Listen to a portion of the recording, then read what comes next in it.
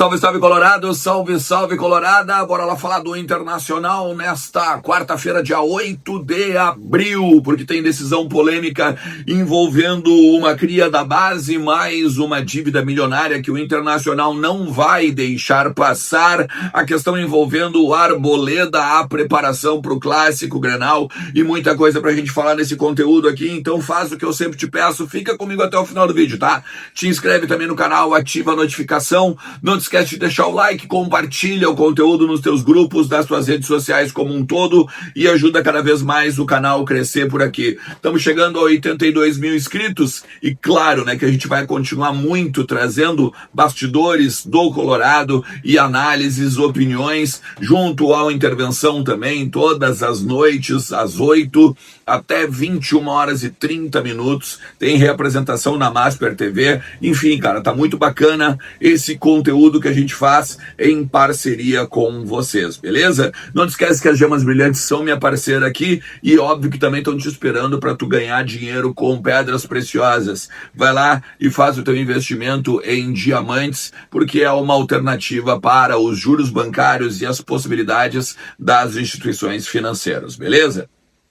Bom, primeiro de tudo, né, gurizada, o Inter tá se organizando pro Clássico Grenal, é óbvio que a reapresentação nessa terça-feira foi mais leve, um trabalho de academia, com controle de carga, começa nessa quarta-feira e quinta-feira os dois treinos mais pancadas, para daí na sexta-feira um treino mais leve também, porque antecede o dia do jogo, sábado, 20 horas e 30 minutos no estádio Beira-Rio. Então, quarta e quinta, hoje e amanhã, a gente vai ter algumas definições e ontem, inclusive no Intervenção da Noite, a gente teve a aula do Bolívar e a aula do Bolívar ela mostrou algumas particularidades da defesa do Grêmio e as vulnerabilidades desse setor e por onde o Inter pode atacar para vencer o principal rival agora na 11ª rodada do Campeonato Brasileiro. E isso é importante, porque aí a partir da análise do Bolívar, que tu pode recuperar, inclusive tá aqui em cima, tá? Ou então na timeline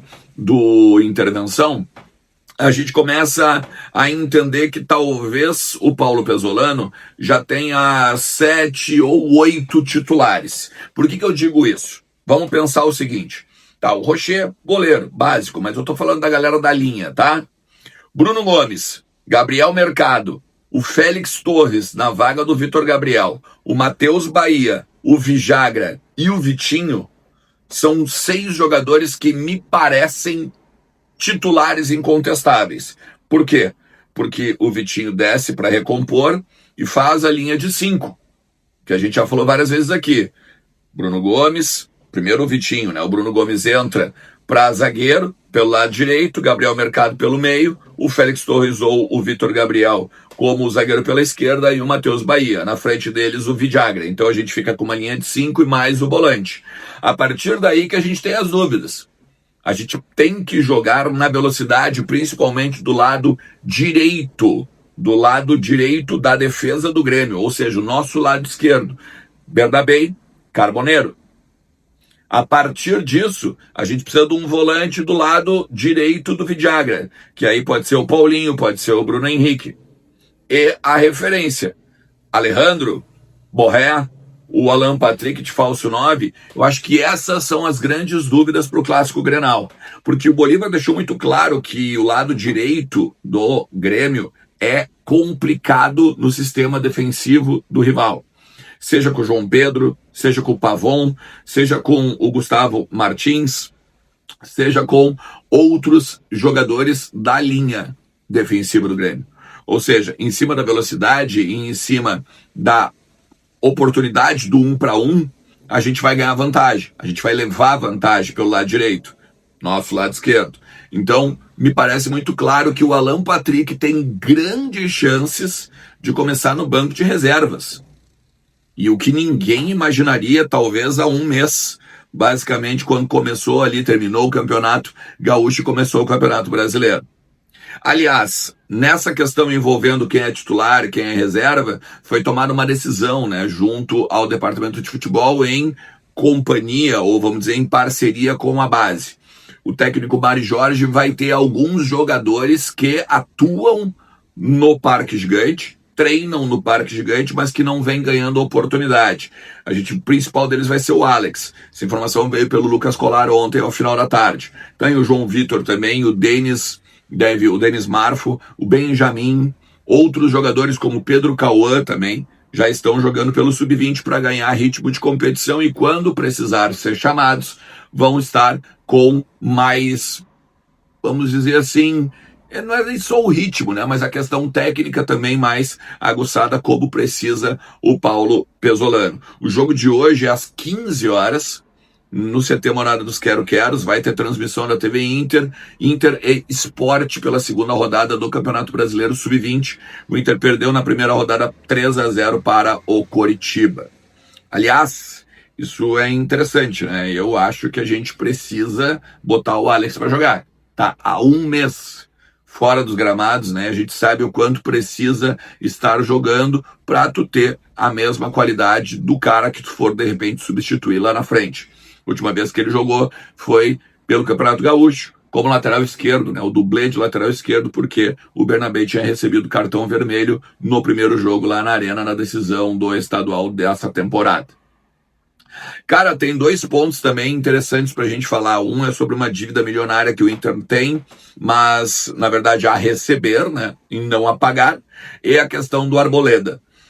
O Inter, lá em São Paulo, ele meio que fugia das perguntas, ele meio que dizia que não tinha nada e tal, e a gente obviamente ia nas outras fontes, tanto dentro do Inter quanto até no eixo Rio-São Paulo, empresários e negociadores, intermediários e tal, e todo mundo dizia assim, o Inter tá há tempo já em cima do Arboleda. O que acontece? Em cima de todas essas questões envolvendo o extra-campo, com possibilidade até de ter virado caso de polícia, o Inter deu aquela recuada, o Inter tirou o time de campo, basicamente, né? E começa a dizer no off que esqueçam o nome desse jogador. Tá? Então, em vez de negar, já estão confirmando que não vão contratar. Ou seja, se estão confirmando que não vão contratar, é porque estavam tentando antes mesmo, né? Ou seja, estava correta a informação de todos os repórteres, principalmente dos que estavam lá em São Paulo. Já falei sobre isso também ao longo do final de semana. Então, Arboleda fora, mas o Inter quer um zagueiro pelo lado esquerdo. E a possibilidade continua lá do Thiago Maia, como moeda de troca, as possibilidades envolvendo questões de não botar pila, né? Não botar dinheiro na parada quando agora, no meio do ano, o Inter tiver liberação para contratar. Lembrando, ainda tem a questão, né, do transfer ban da FIFA, que o Inter está se organizando e tudo mais. Por último, cara, eu quero falar sobre uma dívida que o Inter tem a receber mais de 40 milhões, algo na casa entre os 40 e 45 milhões de reais com a Alfa. Sai a patrocinadora, tem uma multa rescisória, né, do Master. A partir disso, o Internacional vai lá e judicializa, cobra não apenas a multa, mas também os valores atrasados, que tem 2 mesinhos ali. Cara, tá na casa dos 40, 50 milhões, de repente algum juro e tal.